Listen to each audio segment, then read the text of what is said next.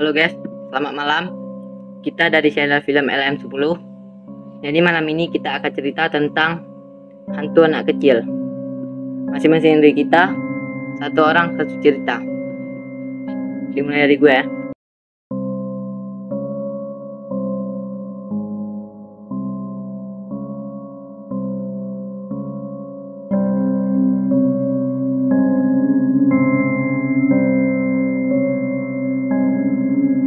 Jadi kan biasanya kalau mistis atau keramat itu kan nggak sembarang orang ada kayak mistis itu. Nggak semua orang bisa pegang mistis atau keramat ini. Karena kan pasti ada larangannya. Setiap larangannya, ketika kita langgar larangannya kan kita pasti akan kena sesuatu. Ataupun kita pegang larangannya. Jadi gue ini satu keluarga besar nih kumpul di rumah gue di Bandung. Semuanya kan orang tua. Jadi yang kecil cuman kita bertiga, dua saudara gue. Namanya Rara dan Sapa. Kita nggak jauh beda sih umurnya. Kalau Rara beda sama gue cuman 1 tahun dan Sapa beda sama gue 2 tahun. Jadi dia yang paling kecil. Kita di malam itu main di kamar gue. Di situ kayak ada kamar dan di situ ada rak lemari kayak nampak terus kayak kacanya. Dan di lemari itu kayak ada boneka-boneka persolin. Boneka persolin ini kayak boneka dulu, boneka orang Belanda. Kejaman. Iya. Jadi karena si Sapa ini kan masih kecil, jadi dia di situ mengambil satu boneka persolin ini karena dia suka. Dia ambil, dia pegang, dan kita di situ main-main boneka. Dan yang pegang itu cuman si Sapa ini, dia selalu yang pegangnya. Dan di situ tiba-tiba suara pintu kebuka. Pas kita lihat di situ ada gue yang masuk nanya, "Ngapain kok dimainin boneka? Kan udah dikunci. Kok diambil?" Dibilang, "Kita nggak ada mainan lain nih." Dibilang sama nih, "Simpan aja ya bonekanya. Kan karena kita masih kecil nih, iya aja. Kan nggak mungkin ngelawan." Udah dikasih balik bonekanya. Habis itu dibilang sama nih, "Kalian mainnya di kamar aja ya, jangan jauh-jauh. Jadi nanti nggak capek dicariin." Habis itu nih langsung keluar dan kita ngikutin nih. Nih keluar, kita juga keluar di belakangnya.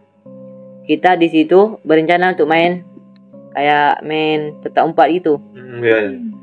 Kita main petak umpet dan yang ngejagain itu si Rara.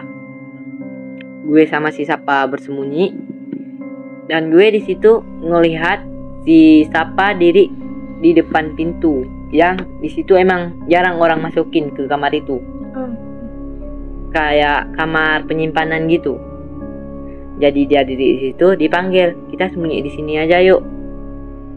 Jadi kan gue tertarik untuk supaya si Rara capek ngecariinnya. Udah gue masuk ke dalam itu, tapi udah sempat dibilang jangan main jauh-jauh selain di kamar nih. Aku ingat. Tapi karena aku diajak lagi sama si Sapa, jadi aku masuk terus. Aku masuk, aku sembunyi di bawah kolom meja. Karena ada kolom meja orang dulu kan, kayak di bawahnya itu kayak ada kayu di tengah, tapi di bawahnya kosong. Oh iya. Gue sembunyi di bawah itu, dan si Sapa sembunyinya di lemari. Gue ngeliat kayak dia mau meluk sesuatu. Gue merhatiin, udah pas gue lihat ternyata dia megang boneka persolin tadi. Yang di rumah tadi. Iya, yang nggak dikasih ambil tadi. Aku ngeliat dia udah peluk lagi karena dia udah keluar masuk. Jadi gue nggak bilang apa-apa, takut si Rara bisa masuk dengan suara kita. Aku langsung nunduk di bawah itu, gue itu sembunyi. Udah lama kok si Rara nggak masuk. Mungkin dia kan ini nggak dikasih masuk kamar ini. Tiba-tiba ada suara pintu kebuka. Dan gue coba ngintip apakah itu Rara Pas masuk ternyata itu nih gue. Oke. Dia masuk ke situ. Dia nanya, Jaki ngapain di sini? Kan udah nih bilang jangan masuk ke kamar ini. Jadi gue bilang, Jaki masuk ke sini karena diajak sama Sapa. Jadi nih gue kayak bingung. Si Sapa bilang, loh Jaki, Sapa nih di belakang nih loh. Tiba-tiba aku ngeliat, kok bisa si Sapa itu di belakang nih? Karena kan dia masuk sama gue tadi. Gue udah heran di situ kayak ketakutan. Gue bilang sama nih, tadi si Sapa masuk ke lemari. Gue bilang, nih bukain dong lemarinya. Nih gue pun buka terus. Pas dibuka, dalamnya kosong. Ada apa tuh? Nggak ada. Cuman yang ada di situ boneka persolin tadi. Kan tadi udah kita taruh di rak. Tapi gue ngeliat dibawa sama si Sapa kan. Jadi gue nggak merasa gitu. Tapi si Sapa kok ada di belakang nih gue. Kalau yang ada di belakang nih gue Sapa, jadi lemari itu siapa? Kok bisa bawa boneka itu? Kan udah kita taruh. Itu lu memang melihat itu siapa? Siapa sendiri? Iya, dia manggil aku, ngajak masuk ke situ. Tapi dia nggak banyak bicara, cuman ngajak masuk doang. Di situ gue nangis kenceng, gue kayak ketakutan banget. Dan malam itu gue juga minta diantarin sama nik gue. Nik gue langsung ambil gue dan dia bawa, diantarin gue ke rumah.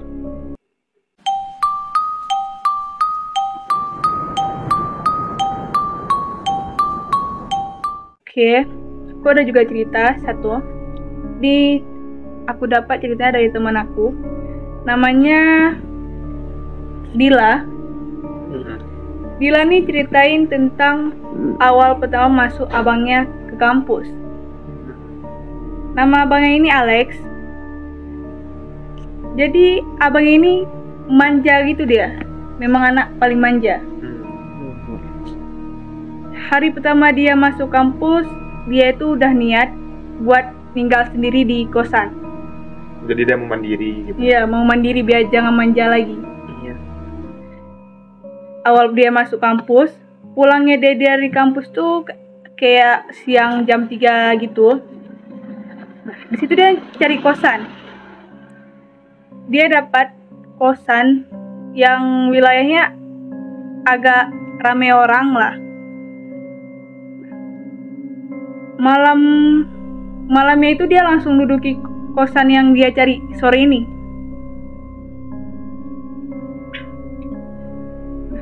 Malam pertama dia di kosan ini, dia ngerasa ada hal aneh. Yang kalau di lemarinya ini ada suara tuk. Nah, tapi dia nggak peduli gitu suaranya. Iya. Dia bawa santai aja. Malam pertama dia nginep di kosan ini, dia ngerasa udah nggak nyaman gitu. Awal dari jam 10 itu sampai jam 2 itu suara tetap bunyi tuk. Nggak berhenti. Di situ dia nggak peduli, tetap naik ke kasurnya, tidur. Terus badannya itu semua diselimuti sama kain selimut. Dia nggak peduli suara itu mau bunyi terus-terusan, dia nggak peduli. Malam itu dia nggak tidur sampai jam 7 pagi. Alarmnya bunyi. Di situ dia langsung bangun, mandi, pakai baju langsung ke kampusnya. Setelah pulang dari kampus dia takut untuk kembali lagi ke kosan. Iya. Dia parno dengan suara tuk. Nah, malamnya dia ini dapat ospek. Pulangnya ini dia jam 9. Nah, malam. malam. dia nih diajak sama temennya untuk nongkrong di kafe gitu. Jadi dia nongkrongnya itu agak lama, pulangnya itu sekitar jam 12 malam. Pas dia pulang dari kafe ke kosan, dia ngelihat wilayah kosannya itu udah sepi kali, gak ada orang satupun, hening. Di situ dia nggak peduli, langsung masuk ke kosan. Pertama dia masuk buka pintu, dia ngedengerin lagi suara yang semalam, tuk tuk tuk di lemari. Di situ dia masih nggak peduli sama suara itu. Dia milih untuk tidur aja.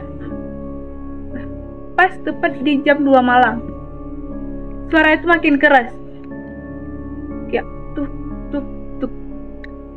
Nah, di situ dia kayak ingin mengetahui aja isi dalam lemari itu apa. Kepo ya. Ya, penasaran. Di situ dia memberanikan diri untuk buka lemari. Pas dia buka lemarinya, itu kosong, gak ada apa-apanya, kosong. Dan dia juga heran situ, kok yang tadi awalnya ada suara tuk tuk tuk, pas dia buka itu nggak ada sesuatu. Di situ dia udahlah, betul-betul nggak peduli lagi sama suara itu. Dia balik ke kasur, udah baring, selimut. Tiba-tiba bunyi suara anak kecil, kayak di situ dia merasa kayak ngelihat arah ke lemari itu. Pas dia ngelihat, ada sosok anak kecil yang duduk di atas lemari sambil ngayung kakinya, kayak suara tuk tuk tuk kena lemarinya itu. Oh iya. Nah, di situ dia panik, langsung keluar dari kosannya itu. Iya. Langsung kayak ke samping rumah pemiliknya si kosan. Dia cerita situ sama ibu kosan ini, yang pemilik kosan. Bu, saya ngelihat ada sosok anak kecil, Bu. Ibu ini bilang, gak apa-apa Alex, itu memang ada penghuni anak kecilnya. Memang dia kalau setiap orang baru yang nempati kosan si ibu ini, memang ada dia yang ganggu. Memang selalu ada dia. Iya, kayak gimana ya, kayak ngajak Berteman. teman gitu. Iya. Nah, gitu aja sih ceritanya.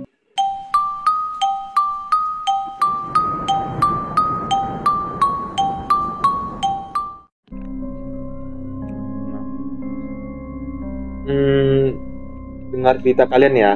Ini membahas tentang hantu anak kecil. Iya. Gua juga teringat nih cerita yang gua dapat dari teman gua. Teman gua nih bukan dia yang ngalamin, tapi dapat dari temannya lagi, perempuan. Gua nggak tahu sih namanya siapa. Jadi ceritanya gini, dari sebuah keluarga ya, yang dimana keluarga ini memang sibuk. Jadi orang tuanya itu sibuk kerja, yang ayahnya kan sibuk kerja, ibunya juga sibuk kerja. Jadi yang nemanin adiknya ini, ya kakaknya ini, dari dia yang kerjain PR, masak, yang segala macam, pokoknya kakaknya lah. Iya. Jadi pada suatu hari nih, ini selisih umur orang ini 7 tahun ya. Si Iya. kakak masih SMA, sedangkan si adik masih SD. Nah, jadi pada suatu hari ya, jadi pada suatu malam ya, orang ini kan tinggal berdua nih di rumah. Rumah itu tingkat 2, dimana di lantai 2 itu ada kamar kakak, ada kamar adik, jadi bersebelahan. Oh. Jadi yang ruang tamu, dapur itu di bawah. Jadi kakak ini malam itu capek, siap ngerjain PR, ngerjain tugas, segala macam. Dia kan capek tuh, sekalian lapar. Dia lapar, dia turun ke bawah dapur mau masak Indomie. Jadi pas dia mau masak itu, tiba dia dengar suara pintu kebuka gitu dari lantai atas. Jadi kayak cit gitu, tahu kan? Jadi kakaknya pikir lah nih, otomatis ini pasti adiknya, karena kan nggak ada orang lain tuh di lantai atas. Jadi dia ngeliat ke atas. Nah bener aja ada adiknya. Tapi kan biasanya adiknya ini orangnya memang lasa ribut, nggak bisa tenang lah, tahu sendiri kan kayak anak umumnya. Tapi pas pada malam ini ya, adik ini gimana ya, kayak cool banget gitu, dia diam, jadi pendiam orangnya. Dia kan kakak itu tanya tuh, dek diam, tapi adik itu ngeliat ke arah kakaknya. Kak ini nawar lagi nih, dek mau makan, mungkin lapar ya kan. Adik ini diam aja, dia diam sambil ngeliat ke arah kakaknya. Itu dia balik lagi ke kamar. Sontak otomatis kakak ini kan langsung naik ke atas. Adik sakit, mungkin orang sakit bisa berubah. Tapi pas naik ke atas itu, pintu kamar adik itu emang terbuka dikit.